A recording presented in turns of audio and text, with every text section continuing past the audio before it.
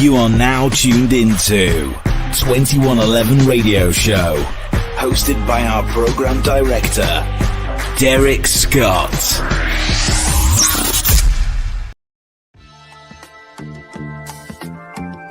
Big up to my man Poe Dean. Check out Mark 5. What up, though? This Big Snoop Dogg shooting a shout out to my main man Poe. True story. Promotion, marketing, Mark 5. That's what we doing. Yo, my big brother Poe, he got his new marketing company, Mark 5. He will display your project, your product. Yo, Mark 5 Marketing. That's Mark 5 Promotion. Mark 5 Marketing. Just want to send a shout out to my man Poe. One love. That's what you call an entrepreneur. Everybody knows me as Poe. My name is Mark. Last name is Dean. I'm part of the Dean legacy. When it comes to promotion and marketing, I covered a lot of ground as far as in the entertainment business. All the promotion that you've seen since the DMX days, since my days to now, doing things in a very, very major way. One of the best promoters I ever seen, one of the hands-on, on-ground team that I ever seen. Poe is the type of person that if you want to get something done, you put him in the job. Someone to love. Yeah. All right. Welcome everybody to the 2111 Radio Show. I'm your host, Derrick Scott. And as advertised, I got my man Mark Poe Dean. What up, brother? What's going on, beloved? How you doing? I'm good, man. I'm blessed. I'm definitely blessed. And I'm happy to have you here because we're going to touch on a lot of subjects. But where you originally from? I'm from New York, born and raised in New York City. I'm a native New Yorker. I was born in Brooklyn, raised in the Bronx and Harlem.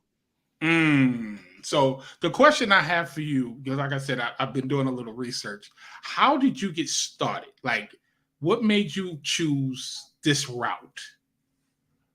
Well, as far as entertainment, well, my brother and them was out there. I was in the streets. We all was in the streets, and they wanted to get about the streets. So they thought about the music business, and they taught the Heavy D, and they got involved. And I was still in the streets. So I said, you know what? I want to try to do something different. I didn't really want to keep doing that route because, you know, that's a route to nowhere. So yes, it is. I said, let me jump in and do this promotions with him. My brother Wild, he brought me in, and he showed me the ropes, told me, let me step in by starting from the ground up. So I started managing the studio. Okay. And that's how I got started. Then, you know, I went into everything else, marketing, promotion, street team. I did all of the artists. I did everybody's album. I set up all of the tours and all that type of stuff. Well, the promo tours. I'm not going to take credit for something I didn't do. Right. But all of the promo tours. Okay. So, was you friends with Rough Riders, or they just called you? How did that connection even happen?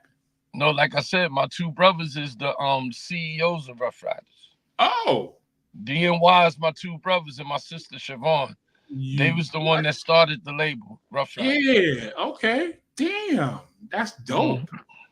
And they put you. Listen, and you took the reins and ran with it because your name was ringing bells when it came to promotion and entertainment. It was like people knew. People knew who you was. I mean, bro. You tried to keep it on the low because you wasn't too flashy.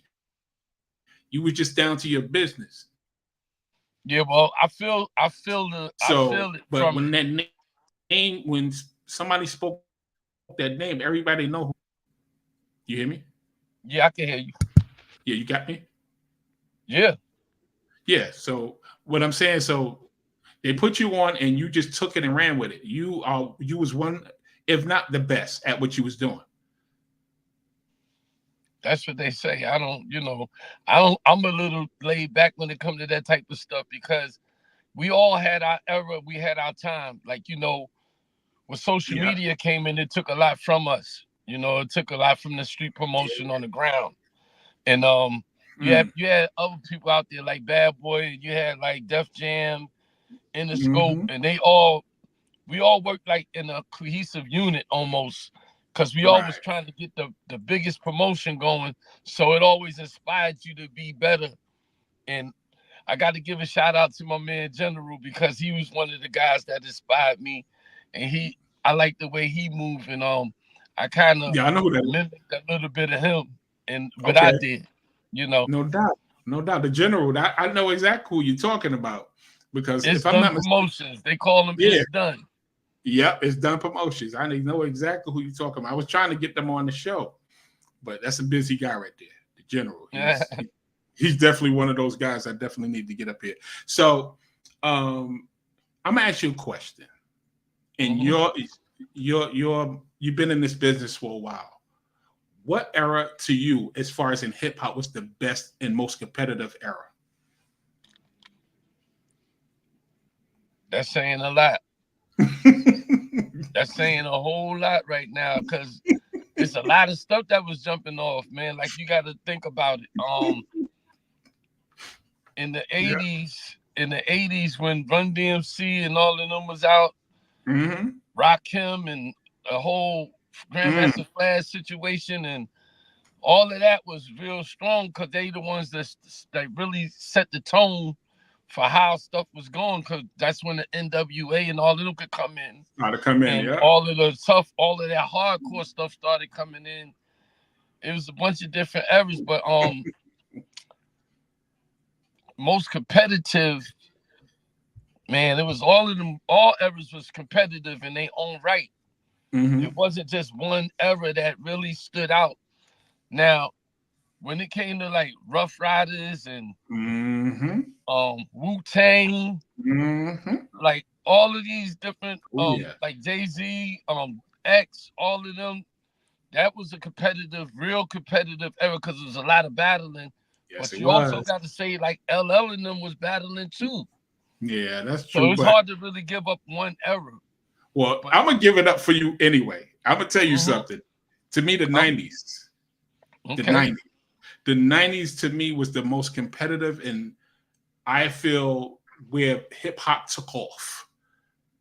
It elevated. It literally elevated in the 90s to me because come on, DMX, Jay-Z, Method Man, Redman, Busta was still there. This is what people don't understand. He's been around for so damn long. You forget he was back in those days. You understand? So that era to me, as far as in talent and music, the music changed. So to me, I felt it was the 90s. I always felt it was the 90s. I mean, all of them to me, but I like the 90s too. 90s was strong.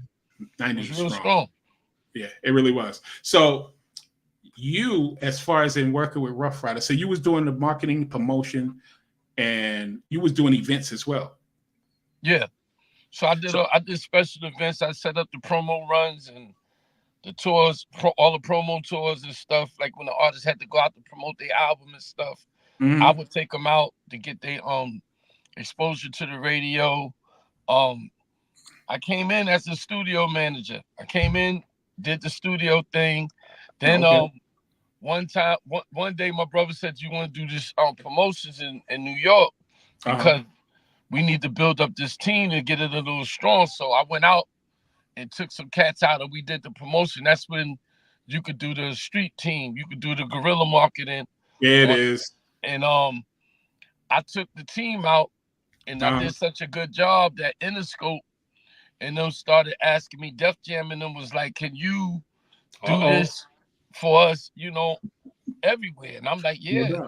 So I recruited people in each state and my brother went out and we started getting the bikes involved. So that's when we got the them bikers. That's when you see Week 1100 and a lot of other cats that was out there doing the wheelies and stuff. We got them involved because we always like the bike and the street atmosphere. We was from the street, so everything that was a part of the streets, we incorporated it into our promotional stuff. And we did what we had to do, and that's what it is. That's why you know BMX right now. That's why you know a lot of our team. Yeah. Let me tell you something. When Rough Riders came, bro, I'm not even gonna lie, it changed everything. It literally changed the whole landscape because y'all was strong. It wasn't not one weak link. I'm sitting there going, damn, because I was in the music back then too. So when y'all came, it was like, oh hell no, this damn DMX, man, my God, where did he even come from? Unbelievable. we was all like sitting there looking like, now how are we going to compete with that? Like, really? DMX is a wonderful kind. God bless him. You know what I'm saying? He's gone. It was so sad, but he actually had you crying. He have you smiling. He just made you emotional when he performed. Yes, sir. It was like a spiritual type thing. Like, my goodness. And I wouldn't even want to back that up. You need to let him finish the show. There's no way you could back. I don't believe there's an artist alive that was able to go behind that and do better than that. So let me give you I mean, everybody speaks on it. Mm-hmm. Like Jay-Z spoke on it. Method Man spoke on it. A couple of cats that went on tour spoke about it, but his energy was infectious. Like you get it. Once you hear him, you caught in. You already locked in. You tuned in. X was the type of person that his energy transcends him as a person. It went past him because it was in him. You know, when somebody got the spirit, it's in you. It's nothing that anything you do it's beyond you. Yes, it is. It's like a ball player. Like when Jordan used to play, some of the moves he made, I bet you he didn't even know he could do it. He was just doing it effortlessly because that was in him. Yeah. God driven. Yes. Yeah. Definitely. He was one of a kind. I've never seen an artist like him. And I don't think we ever going to see that again. I really don't. Yeah. Everybody has that era when they had that one guy that separates himself from everybody, and that was DMX. Hands down. That's right. Ain't nobody like that. So now the whole crew. So how was it working with these guys? Was it hard? Was it stressful? Because those are different personalities right there. Yeah. So when you're working with multiple artists and you're working with one of the biggest artists in hip hop, you got a bunch of different personalities. You got the energy is different. You got to be very flexible, and you got to be a little, you got to be a little standoffish, and you got to be standing firm at the same time. Right. Because you can't let them run over you, because they got to respect you in order for you to work for them. Because if you work with them, if you let them, they're going to do whatever they want to do. X didn't want to do the shows. He really didn't care about doing the shows. If he felt like he didn't want to go, he didn't want to go. So you had to have that kind of relationship with him and the temperament to deal with him, where he can be persuaded or kind of talk to in a way that he'll do it, even reluctantly. Right. Even if he didn't want to do it, you still got to be able to handle him in a way where it's not offensive and it ain't really too harsh, but it's in a way where it's firm and he gets the what the mission is, and he got to get it done. Got to get it done. And the other artists, like Kissing them, they really they had other cats running with them. I went out with them when they did the promo runs, but as far as them on the day-to-day doing shows and stuff like that, I really didn't tie in with them like that. But I see them in the studio. Like if I hear a hot joint, and they'll tell you when the music was getting played, because I've been a fan of music from day one, coming up under my mother. You know what I mean? No doubt. And I know hot music when I hear it. Thank you. So Kiss will tell you, so before they pick the single to put it out, it can't go out unless I hear it. Oh, get out. I gotta say, yeah, that's a hot joint right there. What? That's hot. Yeah, I had to hear the music. I do the listening sessions, and I'm the one to give my opinion on what record is the one that need to go first, because I know a hot song. I know a hot record when I hear it. So Me too. Yes. And people swear you don't, but you actually could pick them out. You could pick out any single from anybody's album if it's really good. So I feel you on that. I definitely feel you on that. That's a lot of responsibility, though. So can you tell me one of the songs that you said was a banger and it was actually a banger? Well, Get At Me, Dog was a banger. Let me tell you something. When that song, like I said, when that song came out, bro, damn. I ain't never in my life. I'm 57 years old. I ain't never in my life heard nothing like that. And the momentum from that time that video came out, the momentum that you guys took and just elevated like each fucking step of the way. It was like, damn. And you was in charge of that? Like you was actually a part of it. I'm the one that get the cosign on it. I didn't get to make the last decision. But when they want to present it to like Interscope or Def Jam, we would have a listening, and they would know in the listening session, I would be able to say, "Yo, listen, that's the joint right there." Okay. Or this is the joint right here. We need to run with this first, and then come behind it with this, like that. That's crazy. So, but in creating the album, my brother D was very instrumental in doing it. Him, Ice Pick, may the Most High be pleased with him. He passed on, and some of they crew was in there listening to the music and putting it together. But as far as picking it, what should go first, I was the one that was into that. As far as doing the showing which one is the record that need to go out, so we can set the tone. Exactly, and you definitely set the tone because again, never seen anything like it.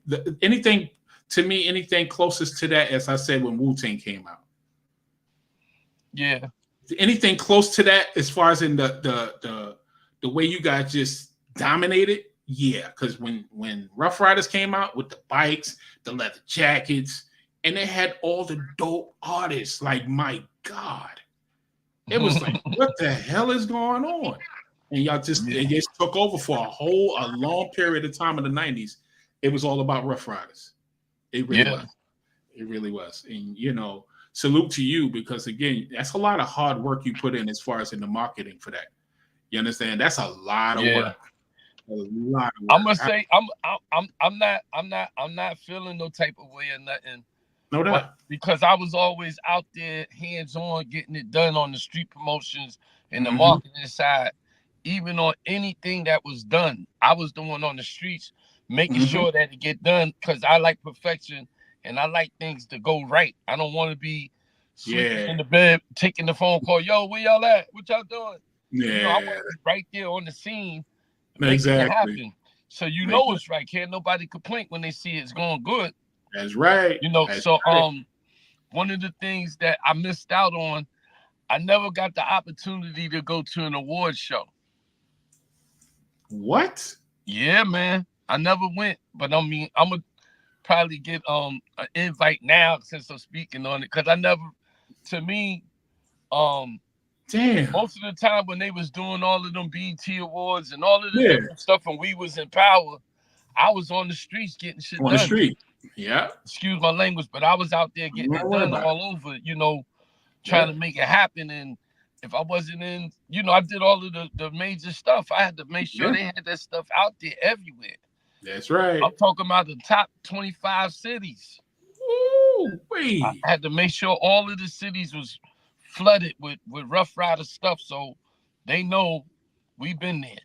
You know what exactly. I mean? It definitely, and that that's I've never heard that before. You actually, after all of that, you've never been to one of the award shows. That's crazy. Yeah, I never been to BET Awards. That's because you've been none of that stuff. Yeah, and that's what it is. When you out there, my mindset is get the job done. All of the friends and all of the crew, they go and party and all that, but the ball is not going to get dropped on my side. That's right. And then, later on, when I stopped, when I fell back in the music and just was going out with X, I really didn't. That wasn't the thing for me. Like, I was burnt out from doing tours and all that. Anyway, I can imagine. Like, my goodness, that's that in itself. Like all those tours. So my thing is, if I'm not mistaken, you was with DMX for like a year and a half, almost 2 years, correct? Maybe more than that. Maybe about 2 years, a little over 2 years. Yeah. So my thing with that, before we get to this book, I want to talk about a situation. Tell me about your head. You got a bald head for a reason. Is that correct? Yeah, I got a bald head because of X. We was out in Germany somewhere, and he was getting a haircut. But this story is old, man. Everybody knows this story. But we was out there. He was getting a haircut, Mm-hmm. and I told the barber, I said, when you finish with him, I want you to line me up, cut me, and get me straight. Uh-huh. So dog was like, line you up. Why don't you just get a bald head, man? And I'm like, for what? I'm like, in my mind, I'm like, why is he talking about getting the bald head for me? Yeah. So then he was like, because the middle of your head is receding a little bit. You might as well just cut it off. I don't know why you saving it. Mm-hmm. So I was saving it, but I left the room and I came back when he was almost finished, and I was telling Money to go ahead. He was like, you might as well just go ahead and get that bald head. Okay. I'm like, why you keep pressing me for that? So then he was like, all the most famous people got bald heads, man. He said Michael Jordan got a bald head. I got a bald head. So you might as well just go ahead and get a bald head. Go ahead. Your head is round. It's okay. It's going to be all right. Exactly. So I'm thinking, I might as well try and see what's up with this. You know what I mean? See what it looked like. Yeah. I mean, if anything, it'll just grow back, and that'll be that. Exactly. So I got a bald head, and I kept it. I've been bald ever since. Listen, let me tell you something. I heard the story, and I'm sitting there going, "Oh my goodness, I can only imagine." So I'm asking you a question: was DMX very persuasive when he talked to you? Well, he wanted his way. Yeah, when he wanted his way. Could be, but it's depending on the person. Because if it's something that we got to do, I'm not trying to be persuaded. So it ain't nothing he can tell me. Because the job comes first. If somebody got 50,000 on the table for an event, or 100,000, or whatever the number is, I don't care if it was 5,000. If we got something that we committed to, and we got to do it, you can't convince me not to do it. I'm gonna do everything in my power to try to do it. Make it happen. Yeah. Because that's why they call me the point person, because I try to be on point.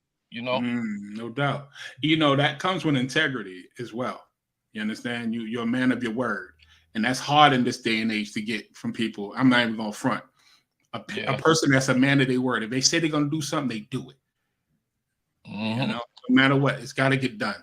So I salute you on that, because you got to stick to your values, and that was one of them. Sticking to the business part.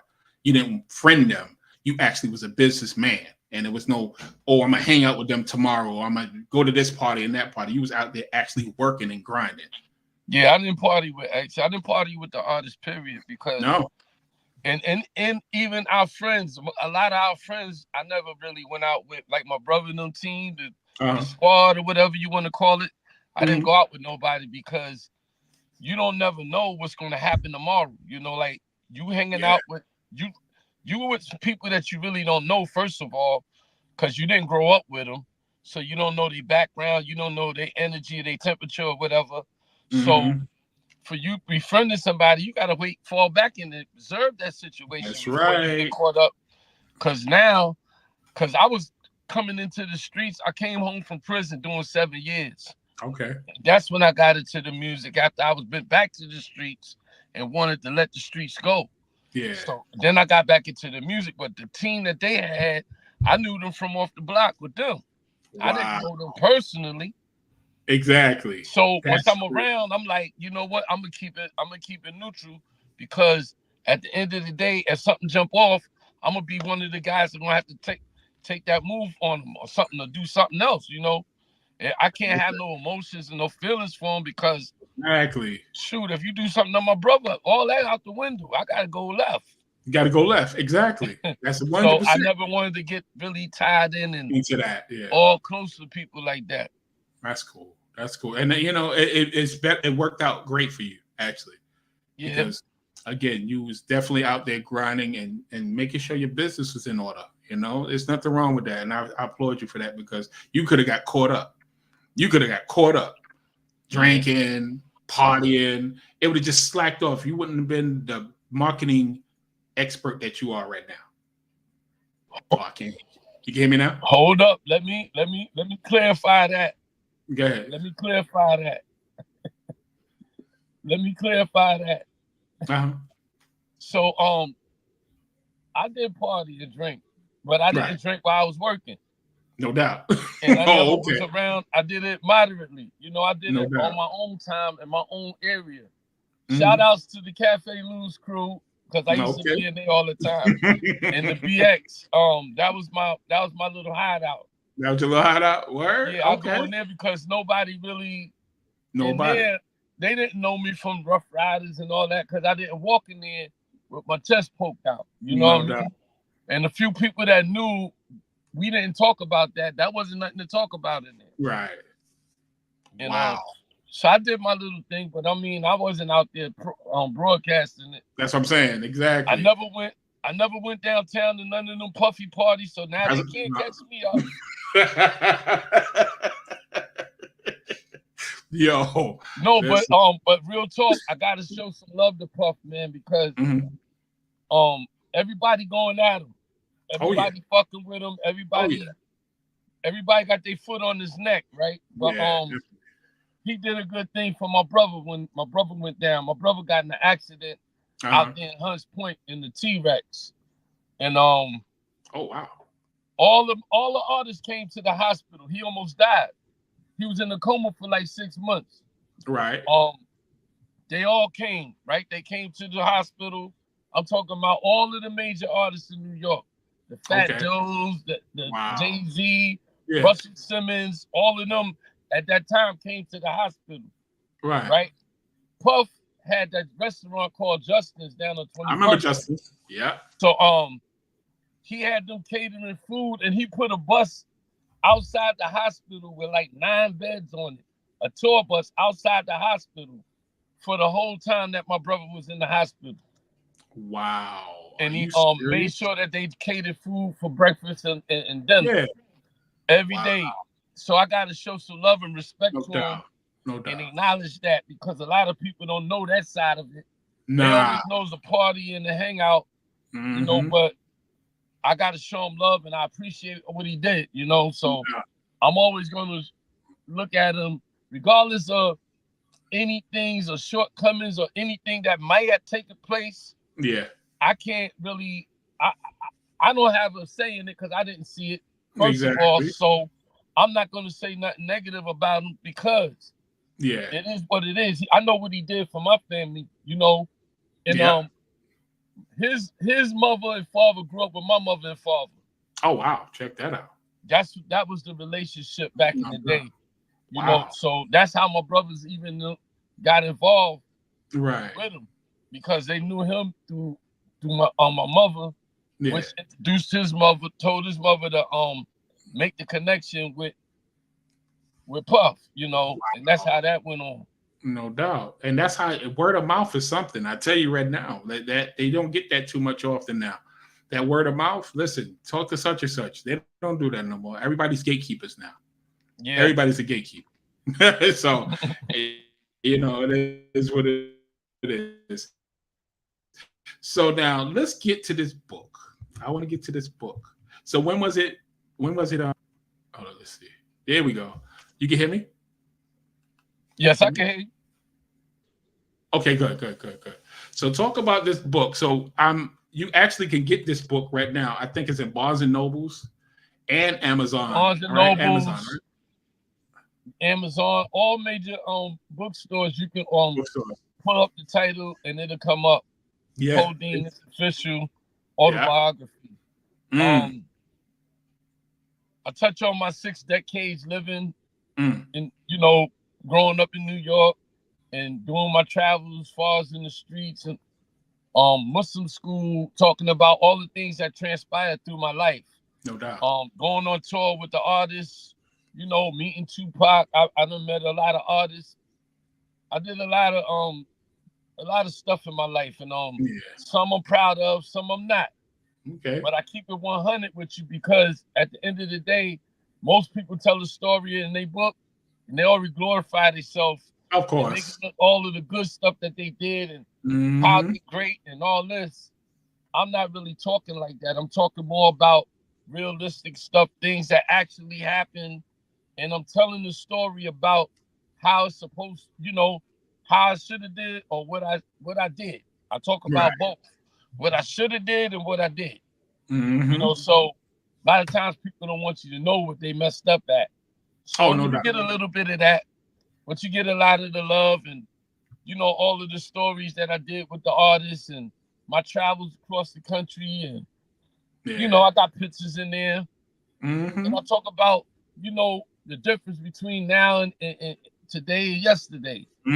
So it's a lot in the book, man. It's a lot you can get from it, and it'll be nice to pick it up. Everybody who pick up the book, I much appreciate it. Appreciative of it, and I hope that you you know, show me love and help me and follow me on my venture and the rest of the stuff that I'm gonna do. No doubt. Listen, let me tell you something. What we're gonna do, we're gonna help promote the book. We're gonna put it on all our social medias with the links to Amazon and Barnes and Nobles, because you gave us the opportunity to interview you. And again, we appreciate you coming, because this is stuff you've done, things that these young guys have no clue about right now. You know, and it's a younger generation. They don't even like to promote their own music. They make it and then they move on. You know, so it's. But they don't really got to do it now, because they got all these different streams that they can go to and put their music out there. So it's not really a big thing. And they on social media, like, it's little gimmicks that you could do. I'll be peeping how they moving right now, and it's good. It's actually good for them, because they got all this exposure in the social media and the TikToks and all this stuff. They could put their music out and do something on the TikTok where it'll start picking up the viewers and stuff. The viewership start picking up the content that they use. Yeah, they can make their own lane, and that's a beautiful thing. So I'm glad for them.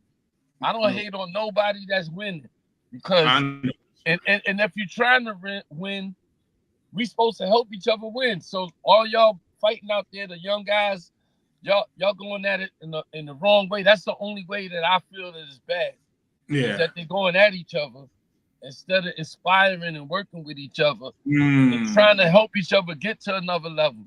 Like, you ain't got to babysit nobody and walk them and do all that stuff. But if you see something that might be a good look for them, pull them in. Or you see a feature that you want somebody, get them on it. And make the community more about unity than about division, because there it is. We all divided. Like, and I know things happen, like in life, things happen, man. Like, when we grew up in the neighborhood, and if it was a certain part of the neighborhood you ain't like, that's the same thing with the streets. It's the same thing. We don't like each other.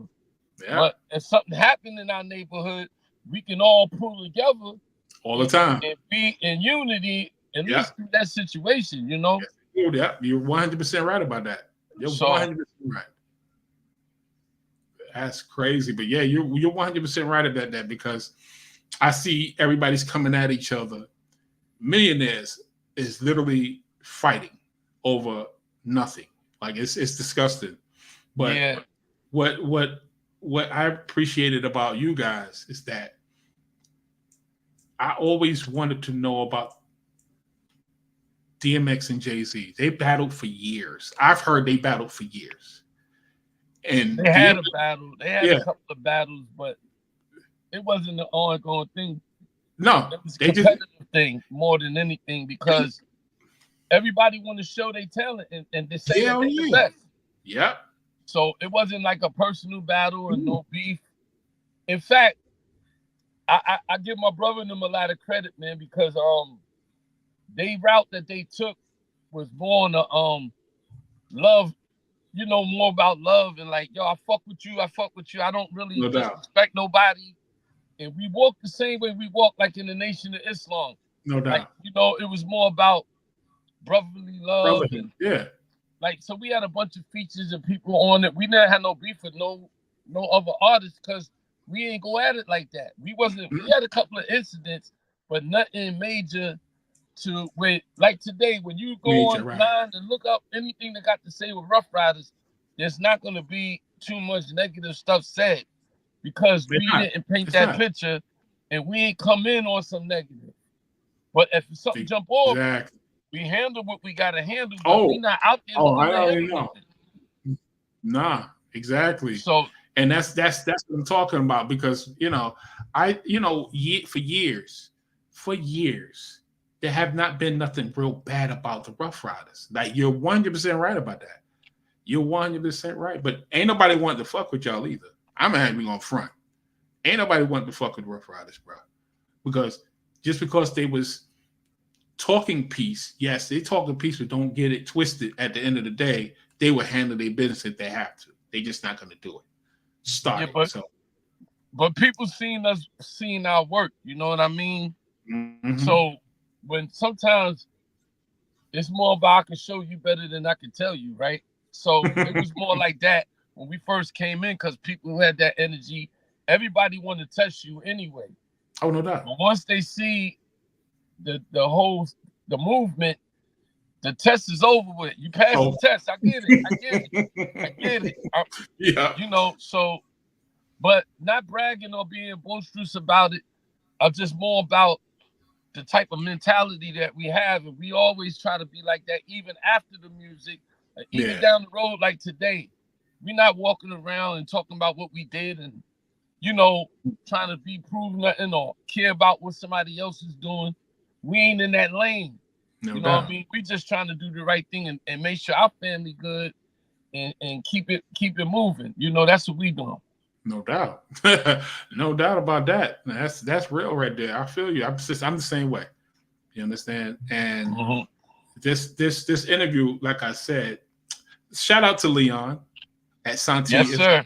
Friend, my man Leon. He hit us up. He said, I didn't know you guys, interview authors. I said, what?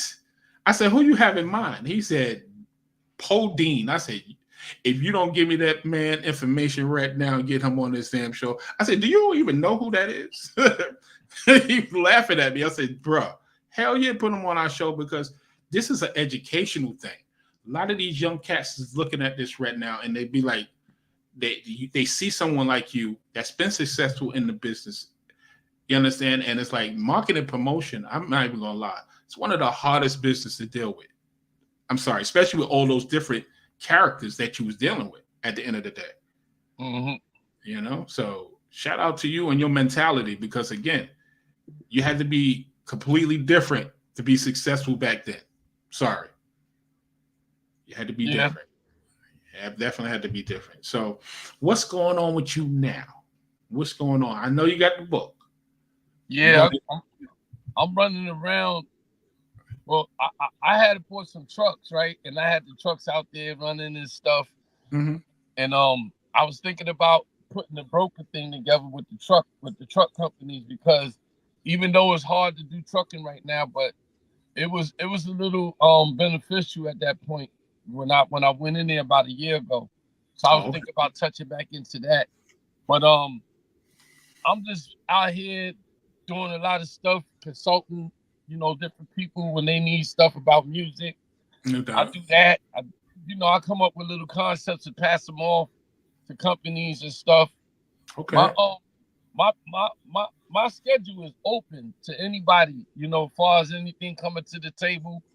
I'm trying to get my podcast up and running too. Okay, all right. I'm looking for investors, somebody to get in and jump in with me. It's going to be called It's Official with Podine. So, I like that. So anything I talk about on the show is going to be something that's authentic, that's real. You got to be about something to get on my show. You just can't go in there and talk reckless and try to be wild. Man. You got to have some kind of substance to it. And you got to be somebody that people want to talk to or want to hear about, Yeah, that's right. That's one of the things I'm working on. I got a couple of things I wrote, a couple of shows. I don't want to mention the name of it. Somebody ran with it. They would. I ain't gonna lie.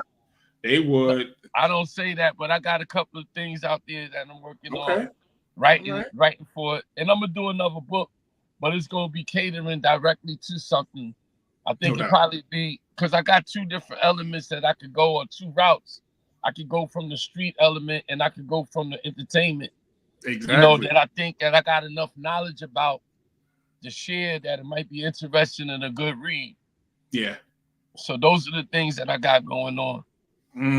That's dope. Listen, at the end of the day, again, salute to you and the grind and the hustle and the mentality that you have, because you're rare. Like I said, you have men like you, but in the entertainment business, we really don't. I'm sorry. As far as in the integrity, the being on point every fucking time, being on time every time. Because for y'all that don't know, he came here like 7 minutes early. All right, so that don't usually happen on the 2111 radio show. I ain't gonna lie, and they know who they are. I've had a lot of people on this show. You understand? But you actually was the earliest time. You and I think Christian Keys was the earliest to come to my show. Okay.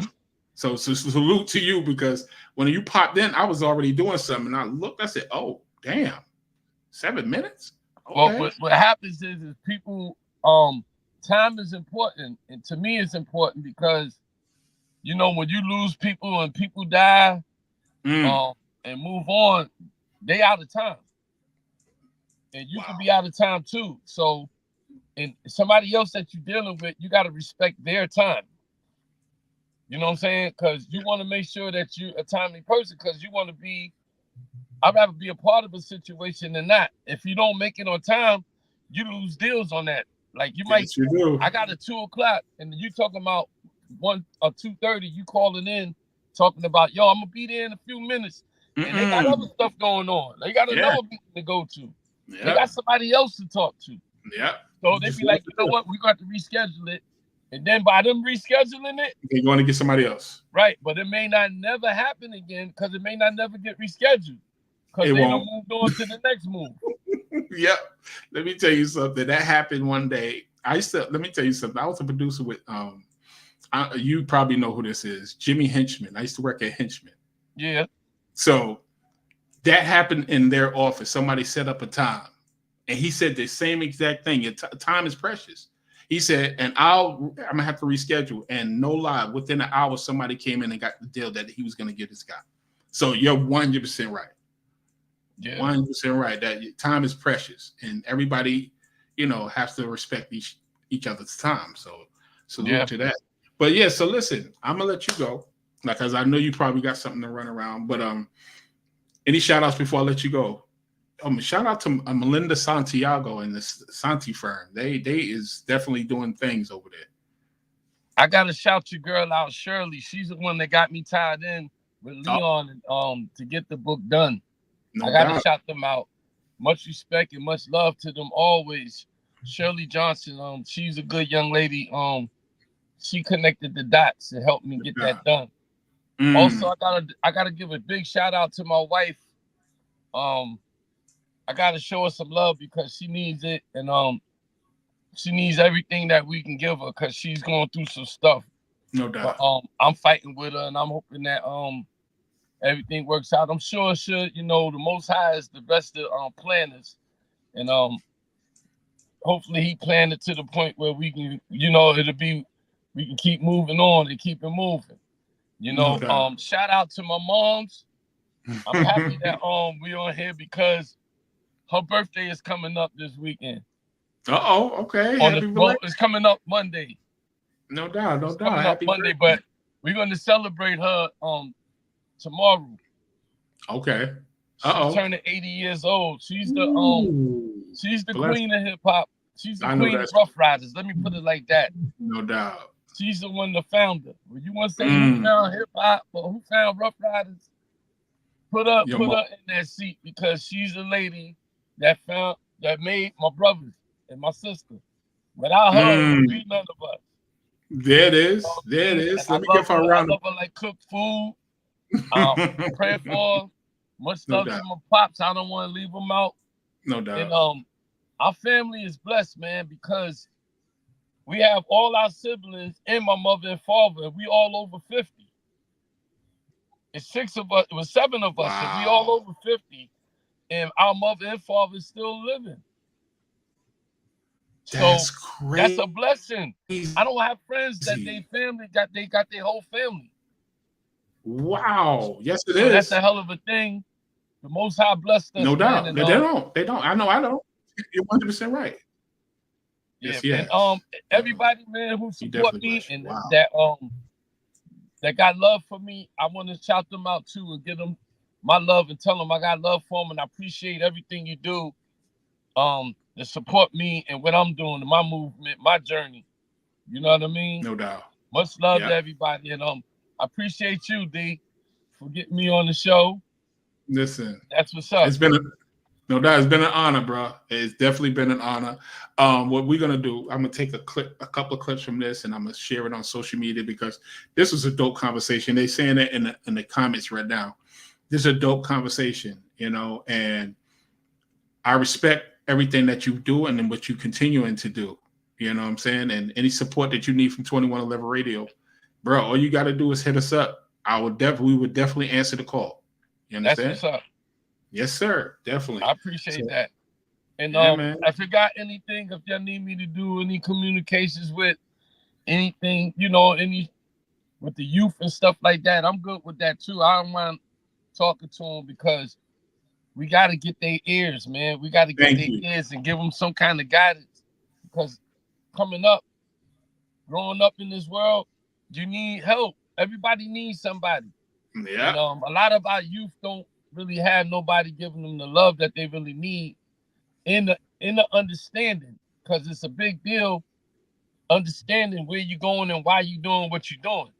Because if you don't know, you're just doing it freelancing, anything can happen. You don't got to understand it. So I'm willing to share whatever I got with whoever. No doubt. Well, what I'll do, matter of fact, I have a podcast, and I'm gonna have a certain subject about the youth and the problems that they seek, and as far as in not having parents. There's a lot of kids out here that's taking their friends as their parents, and it's going bad. So I'm gonna have a conversation on my podcast, and I would like to invite you so you can tune in and probably have a couple of young cats up there to talk to. You understand? Because listen, you're right. We got to get their ear because it's crazy right now. Yeah, but if anything, I'm here, man. Whenever you need me, just hit me up. Yes, sir. And thank you, man. I appreciate you, brother. Yes, sir. I appreciate you too. Yes, sir. You have a blessed day. I salute you, sir. Thank you, bro. Appreciate it. All right. So yeah, man. So definitely have my man Dean, Paul Dean up in here, and great conversation. Like I said, at the end of the day. So that's the end of the show. We're about to tune out, but what I'll do, I tune back, with you guys. If I'm not mistaken, I have interview Friday with a special guest. I'm not going to tell y'all. You just got to go to 2111 Radio Instagram and find out who that's going to be. But anyway, y'all have a good night and peace.